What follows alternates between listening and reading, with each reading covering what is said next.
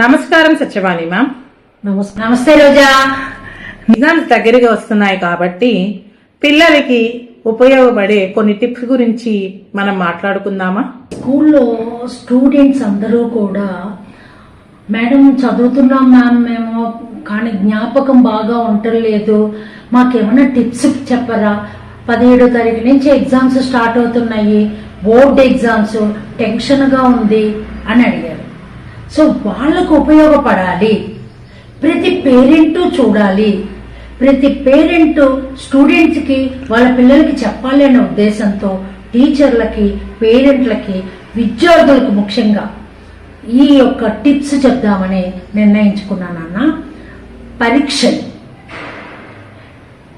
జ్ఞాపకం ఉండటం లేదు ఎందుకు అని ఆందోళన పడే ప్రతి వారికి, అంటే మర్చిపోతున్న ప్రతి వాళ్ళకి ఒక 20 సూత్రాలని చెప్తున్నా నేను. 20 పాయింట్స్ ఇవి. ఎందుకంటే స్టడీ ప్లాన్ అన్నమాట ఇది. ఈ స్టడీ ప్లాన్లో ఫస్ట్ వన్ ఏంటి అంటే, ముందర కాన్సెప్ట్ అర్థం చేసుకోవాలి. అర్థం చేసుకోకుండా బట్టి పట్టే పద్ధతిని పక్కకి పెట్టండి. ఇది నేను చెప్పే ఫస్ట్ పాయింట్ అండి. ఇక రెండోది ఉంది చూసారా, అది మనం అర్థం చేసుకున్న విషయాన్ని, ఏదైతే మనం చదువుతున్నామో అది వెంటనే ఒక బుక్లో రాసేసుకొని పెట్టుకోవాలి. థర్డ్ పాయింట్ ఏదైతే ఉందో, మనం తీసుకున్న విషయం ఏదైతే ఉంటుందో దాన్ని భాగాలుగా చేసి పాయింట్స్ చేసుకోండి. ఒక 10 పాయింట్స్ వచ్చినాయనుకో, ఫస్ట్ పాయింట్ చదువుతాం, నేర్చుకున్న తర్వాత సెకండ్ పాయింట్, అది చదివిన తర్వాత థర్డ్ పాయింట్, థర్డ్ పాయింట్ రాగానే మళ్ళీ first, second, third, fourth point కి వచ్చామనుకోండి, first, second, third, fourth, fifth కి వస్తే 1 2 3 4 5 అట్లాగా ఫస్ట్ నుంచి అలా చదువుకుంటూ, నా చిన్నప్పుడు నేను అలాగే చదివాను, అలాగే గుర్తుంచుకున్నాను, అలాగే స్టూడెంట్స్ కూడా తెలియజేస్తున్నాను. కీవర్డ్స్ రాసి పెట్టుకోండి, సైడ్ హెడ్డింగ్లకి కీవర్డ్స్. ఆ కీవర్డ్స్ కూడా ఆర్డర్లో రావాలి. ఆర్డర్లో రావాలి అంటే కనుక ఈ విధంగా మీరు పాయింట్స్ కింద విభజించుకోండి. ఆ తర్వాత టీవీల దగ్గర, మొబైల్ల దగ్గర, సోఫాల్లోనూ మనుషుల మధ్య కూర్చొని చదవవద్దు. ఏ పాయింట్స్ మీరు రాసుకున్నా కూడా మీరు వీళ్ళ దగ్గర, ఇప్పుడు ఏవైతే చెప్పానో టీవీ, సోఫా, మొబైల్, తర్వాత మనుషులు అందరూ తిరిగాడే ప్లేసుల్లోనూ కూర్చోవద్దు. మరి ఎక్కడ కూర్చోవాలండి? గ్రీనిష్ గా ఉన్న చెట్ల దగ్గర కూర్చోండి, దోమలు ఉండకూడదు సుమా. అలా చూసుకొని అక్కడ కూర్చోండి, కూర్చొని హాయిగా చదువుకోండి, మంచిగా గుర్తుంటుంది. అవునండి. ఫోర్త్ పాయింట్, కొన్ని రకాల ఫార్ములాలు ఉంటాయి చూడు, అవి నోటికి వచ్చి ఉండాలి. ఇవేమి నీ ఓన్గా అర్థం చేసుకుంటానికి ఉండదు, అది అక్కడ ఉంటుంది. ఆ ఫార్ములా మనం చదవాలి. ఫర్ ఎగ్జాంపుల్ కి గ్రాఫ్ ఉంటుంది, తర్వాత సైన్స్ లో డ్రా చేసే పిక్చర్స్ ఉంటాయి, ఆ తర్వాత మ్యాథ్స్ లో a + b whole square is equal to a square plus 2ab plus b square. ఇవేమి నీ ఓన్ గా చేసేది కాదు, అది టీచర్ చెప్పింది మనకు నోటికి వచ్చి ఉండాలి. అలాగ నోటికి వచ్చి ఉండాలి కొన్ని. ఆ తర్వాత 5th పాయింట్ చెప్తున్నాను నాన్న, పరీక్షా సమయంలో ముఖ్యంగా తల్లిదండ్రులకి చెప్తున్నా ఇది. తల్లిదండ్రుల ప్రోత్సాహం లేకుండా పిల్లలు ఒక్క అడుగు కూడా ముందుకు వేయలేరండి. తప్పనిసరిగా తల్లిదండ్రుల ప్రోత్సాహం కావాలి. నువ్వు చెయ్యగలవు, నువ్వు వ్రాయగలవు అనే పాజిటివ్ ఎనర్జీని స్టూడెంట్ లో తల్లిదండ్రులే నింపాలండి. విద్య అంటే జ్ఞానం, నైపుణ్యం, ఆత్మవిశ్వాసాన్ని పెంచుతాయి కదా. కాబట్టి అటువంటి విద్యని మీరు నేర్చుకునేటప్పుడు అది పెంచాలి అంటే తల్లిదండ్రుల ప్రోత్సాహం కూడా ఉండాలి. ఇది 6th పాయింట్. ఇంకా 7th ప్రశ్న పత్రాలు మరియు శాంపిల్ పేపర్స్ ఇవన్నీ కూడా దగ్గర పెట్టుకొని ఏ మోడల్లో ఇచ్చారు అన్నది చూసుకోవాలి. దీనికి డెఫినెట్ గా టీచర్ హెల్ప్ కావాల్సి ఉంటుంది. ఓకేనా? 8వ పాయింట్ చెప్తున్నానన్నా, చాలా మందికి పరీక్షలు అంటే చాలు భయం, ముందర భయం తీసేయాలి. ఒక బోన్లోకి పోతున్న పులి బోన్లోకి వెళ్తున్నట్లుగా పోతూ ఉంటారు కొంతమంది భయంగా. ఎప్పుడు భయం ఉంటే కనుక మనం చదివింది కూడా మర్చిపోతాం. ఇది వెరీ ఇంపార్టెంట్ పాయింట్. భయపడవద్దు. 8వ పాయింట్. 9 స్ట్రెస్ అది ఉండరాదు. స్ట్రెస్ ఉండకూడదు. 10వ పాయింట్ బయట ఫుడ్ తినరాదు. బయట ఫుడ్నే తినరాదు. ఇంకా 11వ పాయింట్ కాన్సెప్ట్ ఏదైతే ఉందో అది అర్థం చేసుకోవాలి. అది అర్థం కాకుండా నువ్వేమీ చేయలేవు కాబట్టి అది అర్థం చేసుకోవాల్సి ఉంటుంది. దీనికి టీచర్ల హెల్ప్ కావాల్సి ఉంటుంది. 12th పాయింట్ ఏదైతే ఉందో అది హెల్దీ ఫుడ్.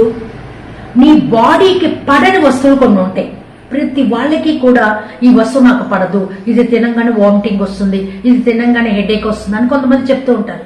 అలాంటి ఫుడ్కి దాదాపు 1 month నుంచే దాన్ని అవాయిడ్ చేస్తే బాగుంటుంది. అట్లీస్ట్ 15 days కన్నా దాన్ని దూరంగా పెట్టండి. తినవద్దు, హెల్త్ పాడవుతుంది కాబట్టి. ఆ తర్వాత 13th పాయింట్, ఇది కూడా ప్రతి పాయింట్ ఇంపార్టెంట్ అమ్మా. 13th పాయింట్ ఏదైతే ఉందో రోజా, ఇది బ్యాడ్ ఎక్స్పీరియన్స్ అన్నమాట. ఇంతకు ముందు ఎగ్జామ్ లో వీడేదో ఫెయిల్ అవ్వటమో బ్యాడ్ ఎక్స్పీరియన్స్ ఏదో జరిగి ఉంటుంది. దాన్ని పొరపాటును కూడా గుర్తు తెచ్చుకోవద్దు. 14th పాయింట్ ఈ 13th పాయింట్ కి కనెక్షన్ ఏంటి అంటే, ఓటమి అనేది ఎప్పుడు అపజయం కాదు, అది విజయానికి గట్టి తొలిమెట్టు. కాబట్టి ఓటమి పొందాము అంతకు ముందు అనే భయం మీ మనసులో నుంచి తీసేయండి. ఆ తర్వాత 15th point very important point, కోపం, వర్రీ, రెస్ట్లెస్నెస్ ఇవి మాత్రం ఉండకూడదు. 16th పాయింట్, కొంతమంది విద్యార్థులకి ఒక అలవాటు ఉంటుంది. రాసిన పరీక్ష ఉంటుంది కదా, ఇప్పుడే ఎగ్జామ్ రాసి వస్తాడు, హాల్ బయటకు వస్తాడు, రే దీని ఆన్సర్ ఏంట్రా, దీని ఆన్సర్ ఏంట్రా పక్క స్నేహితులతో డిస్కస్ చేస్తూ ఉంటారు. వాడు నువ్వు రాసిన ఆన్సర్ రాంగ్ అన్నాడు అనుకో, వీడు అప్సెట్ అయిపోతాడు. దాని ప్రభావం తర్వాత ఎగ్జామ్స్ మీద పడుతుంది. కాబట్టి బయటికి వచ్చిన తర్వాత రాసేటప్పుడే నువ్వు జాగ్రత్తగా చూసుకోవాలి. బయటికి వచ్చిన తర్వాత దాని గురించే ఆలోచించవద్దు. ఇది వెరీ వెరీ ఇంపార్టెంట్ విషయం నాన్న, డిస్కస్ చేయరాదు. ఆ తర్వాత 17th పాయింట్, కొంతమంది స్టూడెంట్స్ అడిగిన దానికన్నా ఎక్కువ రాస్తూ ఉంటారు. అడిగిన దానికన్నా ఎక్కువ రాయవద్దు, మార్కులు చూసుకోండి. సహజంగా మనము పిల్లలందరికీ, నా పిల్లలకు కానివ్వండి ఎవరికైనా కూడా నేను చెప్పేదేంటి, 20 మార్కులు ఉన్నాయనుకోండి 40 words రాయండి. 3 మార్కులకు 2 మార్కులకైతే 20 words రాయండి, 3 మార్కులకైతే 60 words రాయండి, 4 మార్కులకైతే 80 words రాయండి, 5 మార్కులకు 100 words. ఇలా ఏదో చెప్తాం. అలాంటి కౌంట్ చేసుకుంటూ కూర్చోవలసిన అవసరం లేదు. సుమారుగా ఎన్ని లైన్స్ వస్తాయో చూసుకొని ఆ విధంగా రాసుకుంటూ వెళ్ళిపోవాలి. సోషల్ ఇంకెక్కువ రాయాలి. సోషల్లో కొంచెం పెంచి రాయాలి. మిగిలినంతా కూడా కరెక్ట్ గా అడిగిన ప్రశ్నకి ఆన్సర్ రాస్తే చాలు. వెరీ ఇంపార్టెంట్ 18th పాయింట్, కొంతమంది ఎగ్జామ్స్ వస్తున్నాయి అంటే ఎక్స్ట్రా మేల్కొనండి, ఎక్స్ట్రా టైం కేటాయించి టీలని కాఫీలని తాగి మేల్కొని ఉంటారండి. అది వద్దు. ముందు నుంచే ప్లాన్ చేసుకోండి.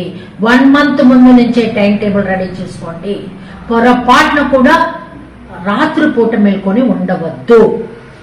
ఆ తర్వాత ఇంకొక ఇంపార్టెంట్ పాయింట్, నేను చాలా మంది పేపర్లలో కూడా చూసిన పాయింట్, 19th పాయింట్ చెప్తున్నా. ఓం అని, శ్రీరామ అని, జై గణేష్ అని ఇలాగా బోర్డు ఎగ్జామ్ లో కూడా ఫస్ట్ పేపర్ మీద రాస్తూ ఉంటారండి. అది కూడా చేయకూడదు. Very important. అవునండి, నేను అబ్జర్వ్ చేశాను. కొంతమంది ఓం అని ఇలా రాస్తూ ఉంటారు. సో విద్యార్థులు, మేడం గారు చెప్పారు కదా, మనం ఓం, స్వస్తిక్ ఇలాంటివి ఏమీ రాయకూడదు పేపర్ మీద. విషయం ఇది. లాస్ట్ అండ్ ఫైనల్ గా 20th పాయింట్ ఏంటి అంటే, ఆరోగ్యమైన పౌష్టికాహారాన్ని తినండి. కంటి నిండా నిద్ర ఉండాలి. ఇది వెరీ వెరీ ఇంపార్టెంట్. ఫుడ్ తినేటప్పుడు చదువు గురించి వద్దు, నిద్రపోయేటప్పుడు ఫుడ్ గురించి ఆలోచన వద్దు. ఫుడ్ నిద్ర అప్పుడు చదవద్దు, చదివేటప్పుడు ఈ 2 వద్దు. ఇది గుర్తుంచుకోండి. బెస్ట్ గా మీరు వస్తారు. మీరందరూ భావి పౌరులు. డెఫినెట్ గా ఈ పాయింట్స్ అన్ని కూడా మీ మైండ్ లో నోట్ చేసుకొని ఫాలో అయ్యారంటే మంచి మార్కులు పొందుతారు అని గట్టిగా చెప్పగలను. సర్వేజన సుఖినో భవంతు. స్వస్తి. చాలా బాగా చెప్పారండి. ఈ 20 సూత్రాలు మన పిల్లలు కనుక ఫాలో అవుతే ఖచ్చితంగా విజయం వాళ్ళదే. సో కొన్ని ఇంపార్టెంట్వి మళ్ళీ రివైజ్ చేద్దామా? ఏ ఆన్సర్ అయినా పాయింట్ ప్రకారం రాద్దాం. సైడ్ హెడ్డింగ్స్ పెట్టి మనం ప్రతిదానికి సైడ్ హెడ్డింగ్స్ కూడా అక్రోనమీస్ తో రాద్దాం. అలాగే డయాగ్రామ్స్ గీసినప్పుడు పెన్సిల్ తో గీద్దాం. అతి ముఖ్యమైన విషయం, పెన్సిల్ తో గీసి నీట్ గా లేబుల్ చేద్దాం. ఇంకా గ్రాఫ్స్ కూడా పెన్సిల్ తో గీయాలి. అలాగే బ్యాలెన్స్ మీల్, మేడం గారు చెప్పినట్టుగా మనం బ్యాలెన్స్ డైట్ తీసుకుని హ్యాపీగా 8 hours స్లీప్ తీసుకోండి. 8 hours హ్యాపీగా పడుకోండి. పడుకునేటప్పుడు కానీ తినేటప్పుడు కానీ ఇతర విషయాల గురించి ఆలోచించకూడదు. ముఖ్యంగా మొబైల్ టీవీలు చూస్తూ తినకూడదు. అలాగే మొబైల్ కానీ టీవీలు కానీ ఈ 15 రోజులు దూరంగా ఉంచుకోండి. మీకు చాలా బాగా చెప్పారండి. ధన్యవాదాలు. ధన్యవాదములు.